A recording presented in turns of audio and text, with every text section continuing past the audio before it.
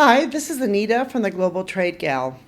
Today I want to talk about terms, or specifically understanding specific terms for your industry. And because many of you out there might know that I'm in the home decor and home furniture industry, so that's kind of like what I know. So I'm sorry that those are things that I talk about, but it's those of you who aren't in the home decor, home furniture industry, but it's something that I know, so I'm going to talk about it.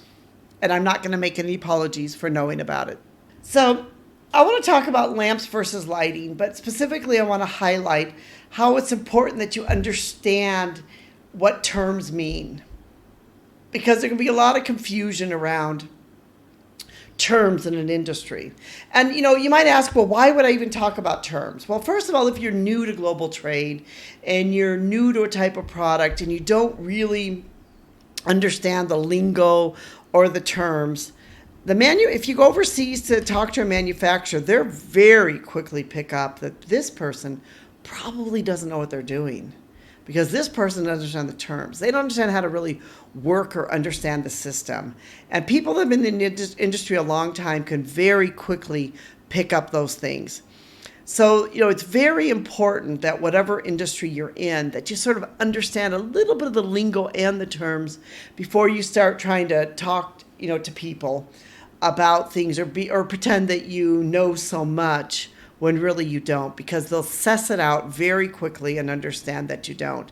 And the example of this would be lamps versus lighting. Now, there can be a lot of confusing. A lot of people can think, well, lamps and lighting are the same thing. Isn't a lamp and a light the same thing? Yes and no. They can be actually two different things.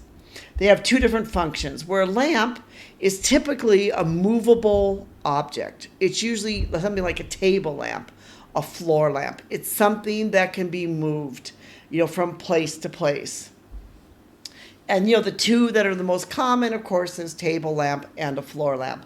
Lighting, on the other hand, is usually fixed. It's a fixture. It's something which is fixed into the ceiling or fixed into the wall. It's something that's permanently installed, into a building's electrical system. So, that would be an example, would be like a chandelier, a ceiling light, a wall sconce. Those are all things which are permanently fixed onto the wall and onto the building itself. When you're looking at manufacturing either of these two products, if you have UL, which is, Underwriters Laboratories, which is the, sticker on the lamp itself or the light itself, these are two different types of ULs for these lamps. In other words, if a factory can produce a portable light, such as a table lamp or floor lamp, it doesn't mean they can do a chandelier, and probably they cannot unless they have the UL for it, because it's a different type of UL certification. So that is important for you to understand, that even in the manufacturing of these two different lamps and lighting, even though they might be interchangeable, you might see them as interchangeable, they can actually have two different terms.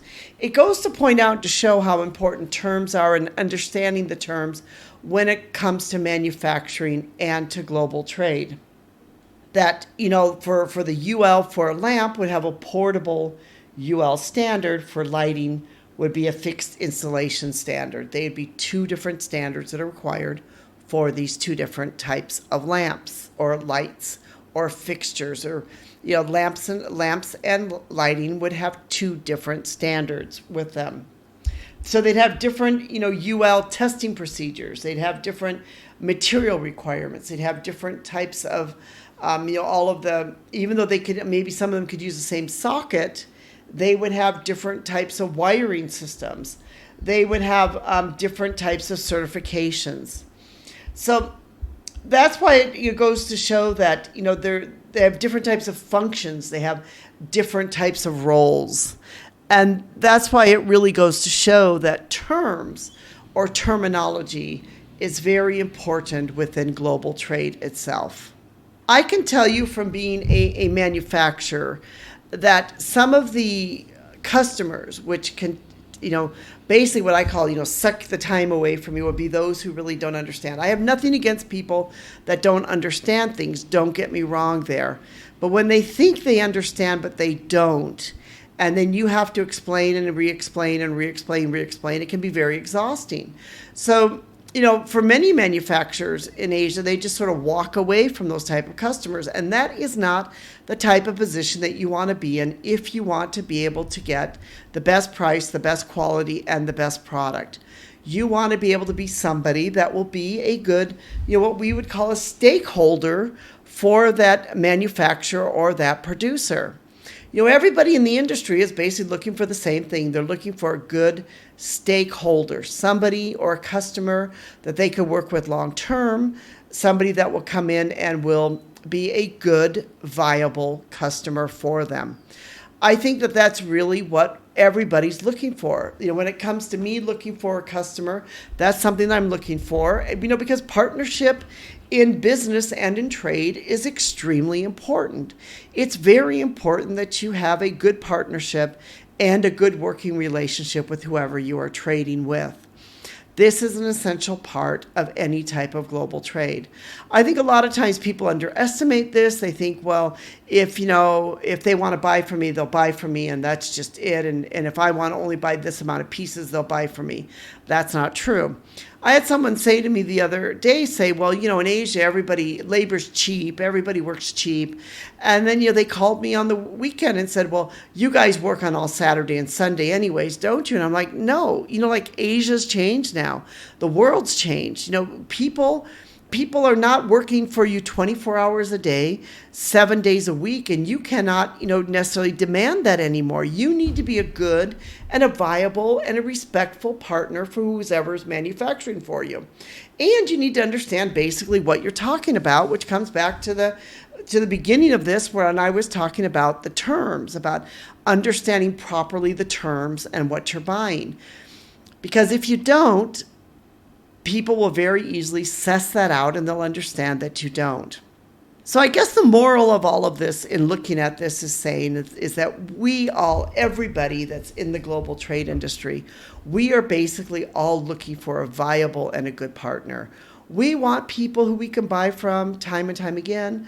I know for me, myself, my own company, Mondoro, our goal is that we produce products in such a way that there's not complaints. And if there is a complaint, that we find a way to fix the complaint and we make it fixed and we make it right. Because that is kind of like what we do, that we don't run away from if there's a complaint or a problem. And I think that, on the other hand, our customers too are looking for somebody who will do that. Mistakes will happen in business, but at the same time, they want to work with somebody who knows what they're doing, who understands the business and understands the industry and is a viable partner or a viable stakeholder.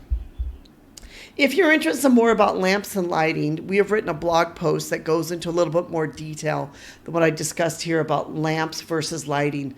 Understand the key differences and similarities.